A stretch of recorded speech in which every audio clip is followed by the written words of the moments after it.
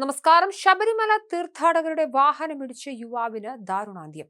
Amal Jyothi engineering college വിദ്യാർത്ഥിയായ കണ്ണിമല പഴയതോട്ടം ജസ്വിൻ സാജുവാണ് മരിച്ചത്.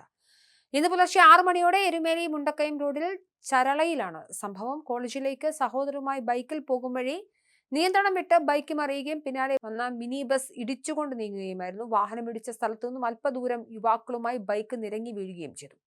അതുവഴി എത്തിയ പിക്കപ്പ് വാനിലെ ഡ്രൈവറാണ് ഇരുവരെയും ആശുപത്രിയിൽ എത്തിച്ചത്. കാനന പാതയിലേക്ക് നിരവധി തീർത്ഥാടകരാണ് റോഡിലൂടെ നിരനിരയായി സഞ്ചരിക്കുന്നത്. ഇവരുടെ തിരക്കും വാഹനങ്ങളുടെ തിരക്കും അപകടത്തിന് കാരണമായി. നടന്നുപോയി തീർത്ഥാടകരുടെ മുൻപിലാണ് അപകടം സംഭവിച്ചത്.